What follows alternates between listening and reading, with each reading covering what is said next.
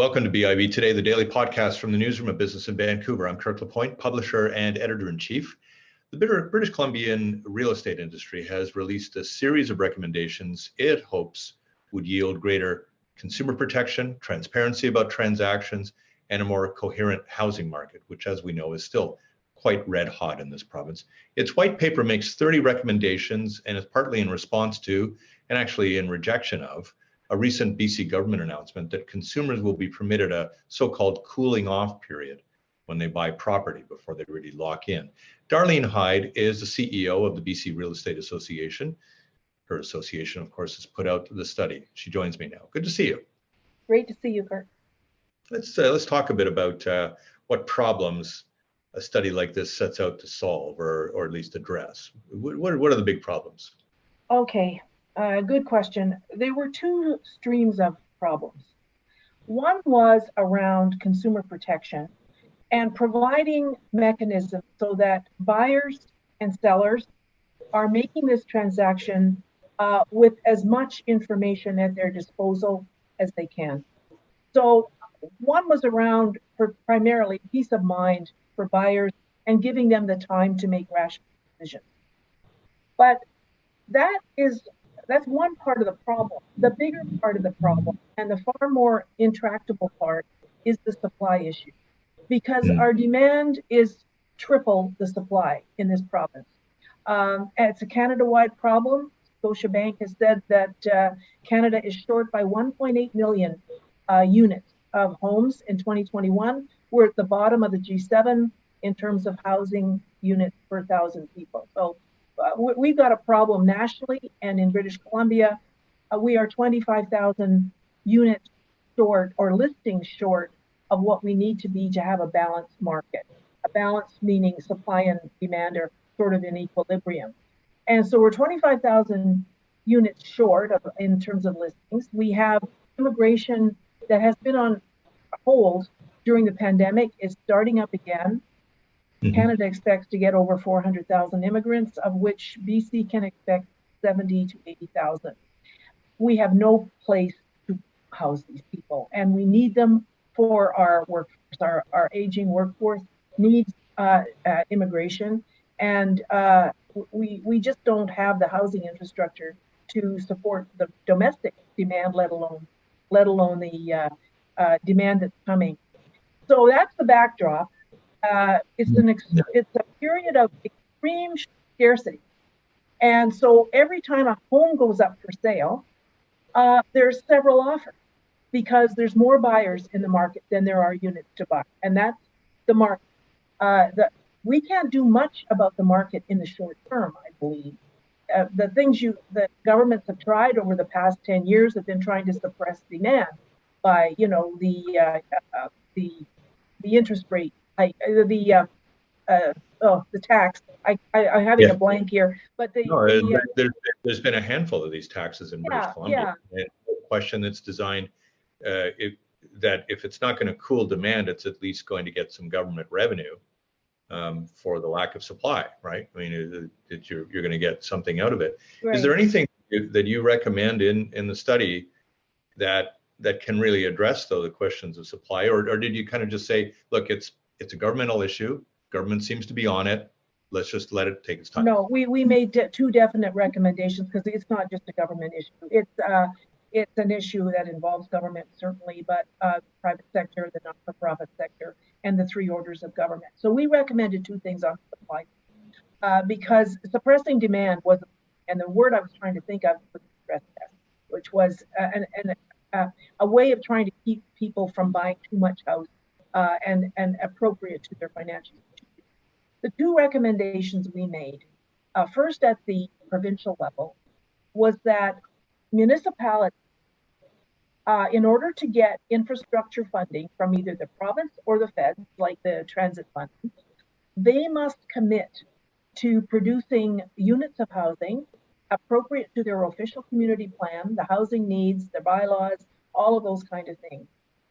Right now, what happens is, first of all, at the municipal level, the housing permitting systems aren't as efficient as they could be. So it takes sometimes years Yeah. for units to be approved. That's one issue. It's a bureaucratic issue. That's an easier fix.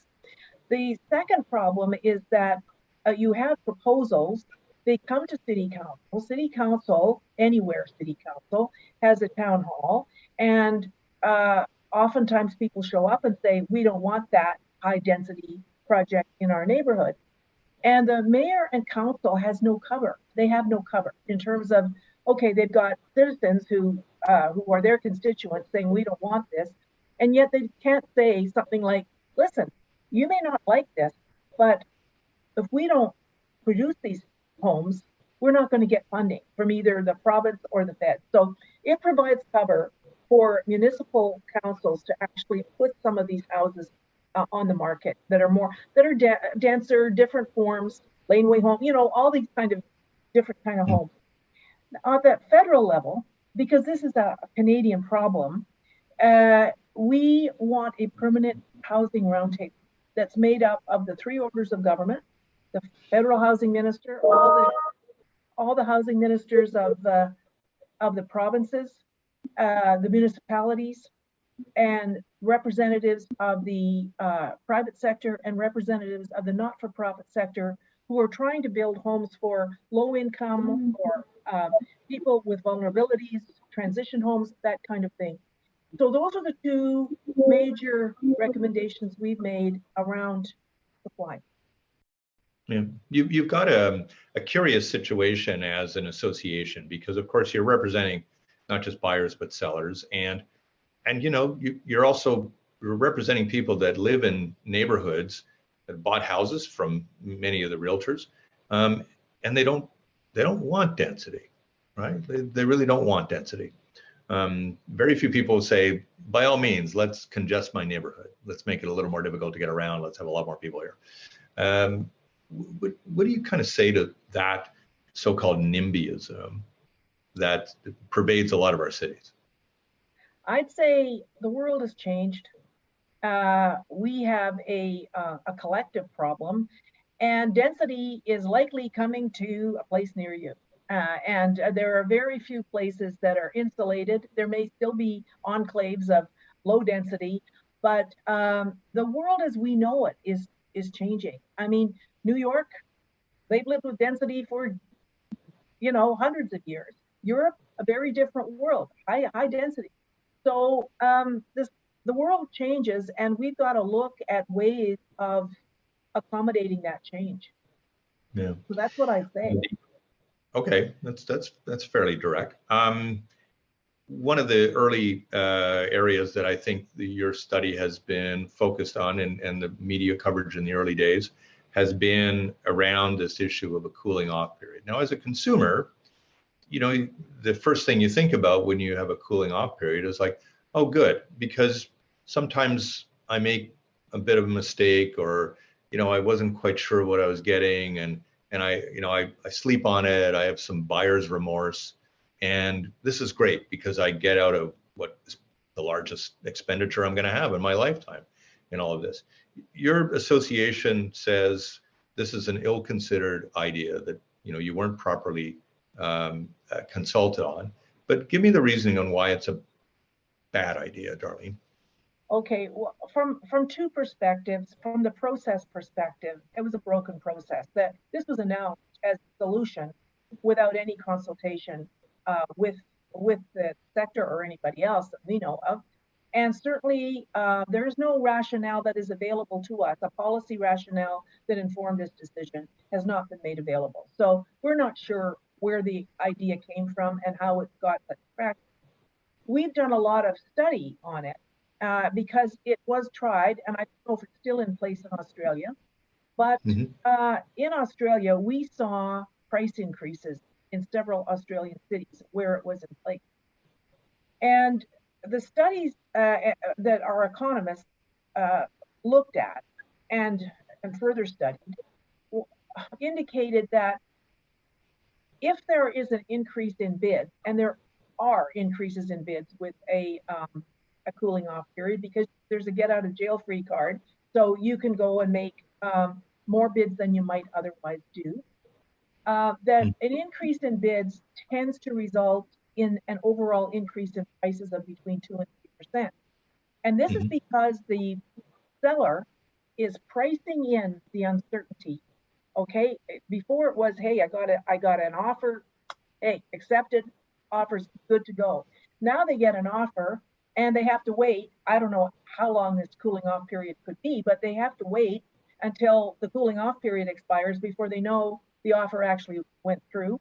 So there's uncertainty for the seller, who the seller is also a buyer usually, because you're selling one property and you're probably using the proceeds from that sale to finance another home, and so on and so on. It's a chain of dependent transactions that are usually time dependent.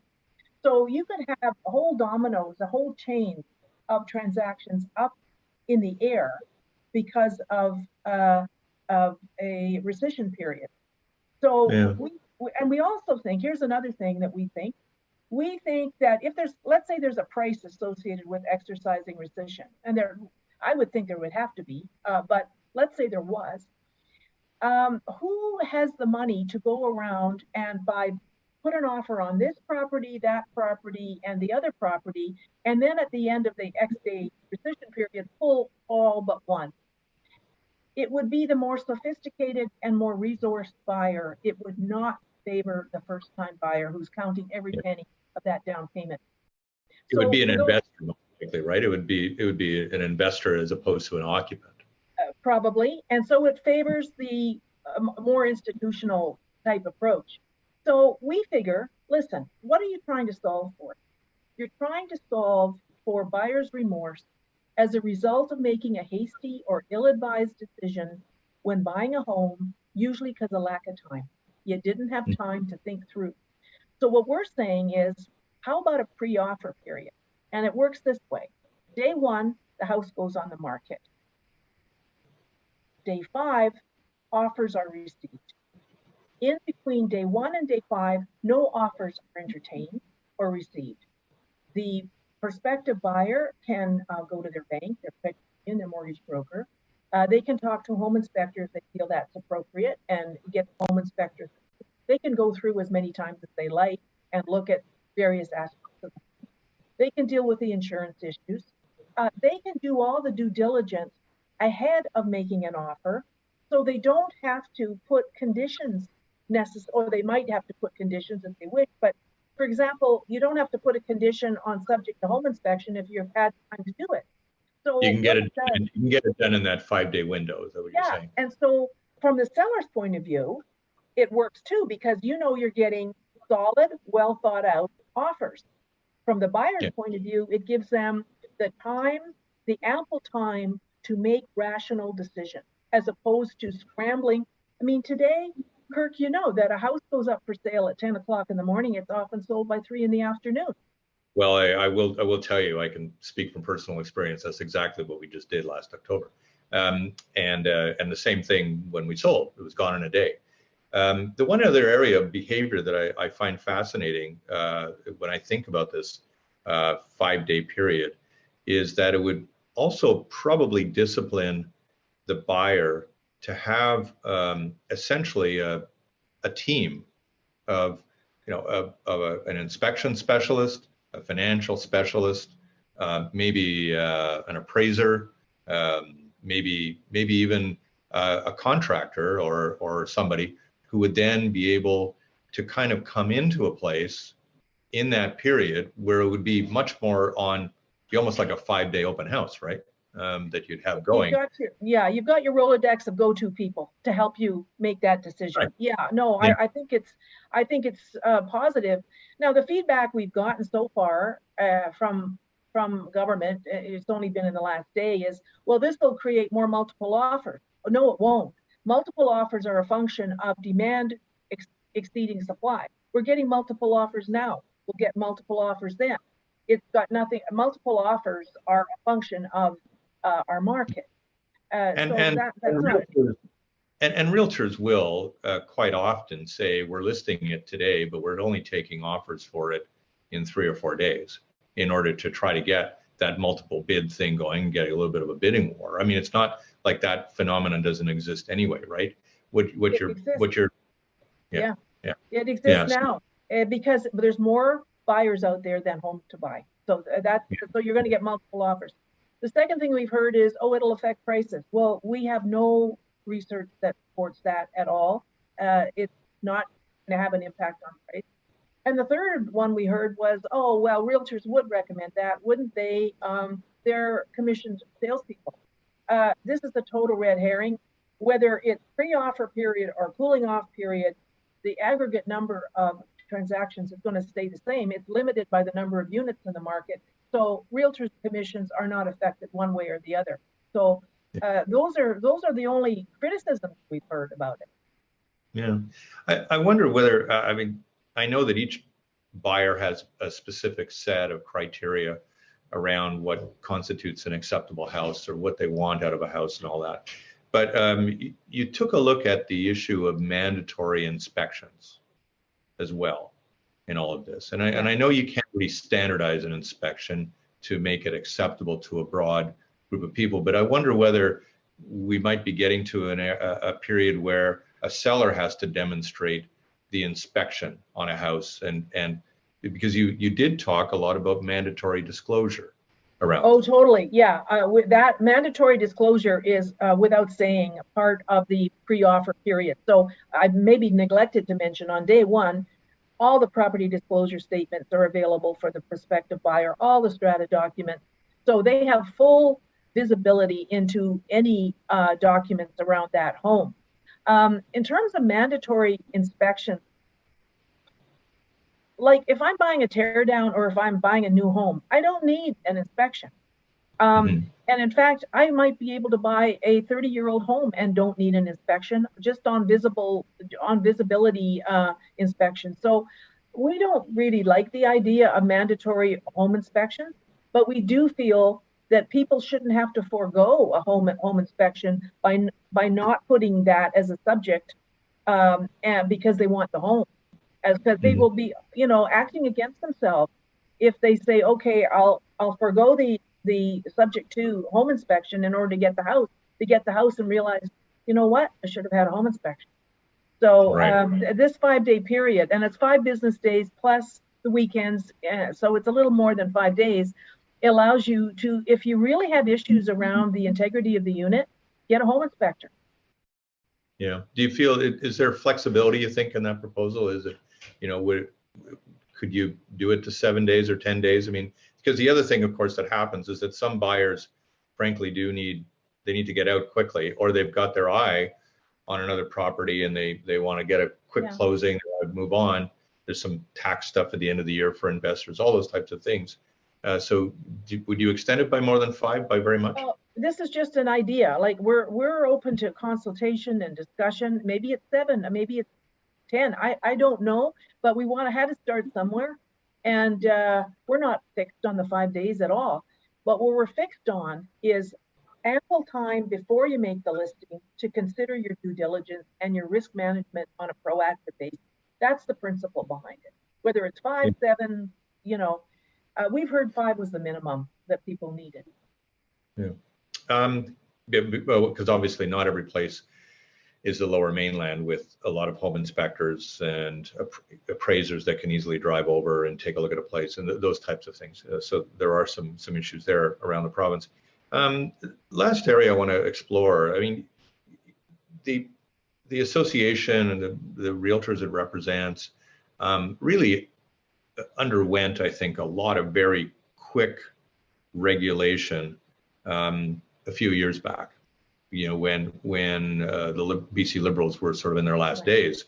And I wonder whether now you can reflect back on some of that and see what has worked and what hasn't, and whether there's any wisdom in revisiting some of the regulation that took place then that just hasn't had the desired effect in your view.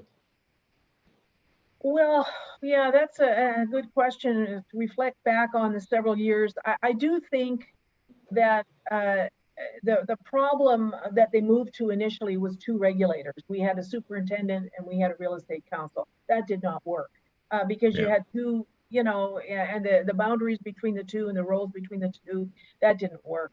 I think, you know, I have to give the BC Financial Services Authority a nod. I think it makes sense to have a large integrated, uh, you know, regulator, including the real estate sector, because the real estate sector is a very large player in the financial market.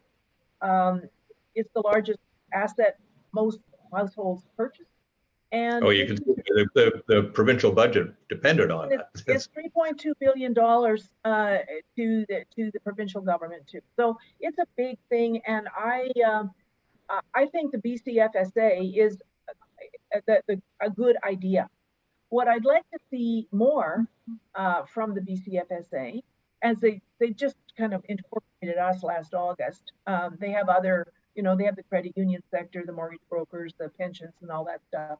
I'd like to see more real consultation with the sector before they go along a path and get themselves down a certain direction that maybe is more difficult to backtrack out of. And that's what happened with the cooling off period. It was announced, you know, we're going this way, we're going to consult on how we're going to do it. Well, hey, I take issue with the premise. Maybe you don't want to do that. Maybe you want to do something else. So I think the consultation needs a little work. And I think also, I mean, I've grown up and I've been involved in a lot of regulatory bodies, Insurance Council of British Columbia, the Motor Vehicle Sales Authority. And there was always a bit of an arm's length relationship between a regulator and the politician. And I think you want that. You don't want the politician kind of poking their nose into the regulator and telling them day by day what to be doing. You want to empower that regulator to do the due diligence, they make their informed decision, their policy work, and have some kind of arm's length independence. And I'd like to see more of that too in the BCFSA. That they're, you know, if the minister said something to do something, they might say, well, minister, let's look at this and maybe take a step back and maybe look at some options. So those would be my thoughts on the regulator. But as a concept, I think the BCFSA is an appropriate regulator. Well, then I should get your, again, as a last question, I promise, get your view on the statements that are kind of a veiled, not threat, but certainly a warning to municipalities by the housing minister, the minister responsible for housing, David Eby, that, you know, if you're not going to develop, if you're not going to develop your communities for you, we're going to have something to say about this, and you're going to have to pay attention to us. We're in an election year with municipalities. My hunch is that very few of them are going to take this very willingly. Where does the association come down on this one? Well, actually, we come down with the minister. We agree with the minister, because it goes back to our thinking that times are changing and density is coming to a place near you. And let's just accept that and give up the nimbyism and look at how communities can be built that are, you know, live, work, play, higher density. They can be very attractive and very amenable. And, you know, the home, you know, the single family dwelling with the white picket fence and the big backyard and the big front yard, maybe that's a thing of the decades past. And our lives are changing, as I said, and municipalities won't make those changes unless there's carrots and sticks. And so, you know, like, quite frankly, I agree with the minister on this. Yeah. Well, Darlene, you know, we talked just before we started, but you're leaving the role at the end of the month. I come back before you're done, right? And give us a little bit of a, you know, let us really talk then, okay? For sure. Do that? Well, it's been a pleasure, Kirk, to talk to you from time to time on issues, and I hope to be part of the business community going forward. Just not. They're not going to don't worry, they're not going to let you go. Don't worry. It's just like just not 24/7. Yeah, exactly. Darlene Hyde, good to see you again. Great to see you, Kirk. Bye now. Point, publisher and editor-in-chief of BIV. Thanks a lot for watching.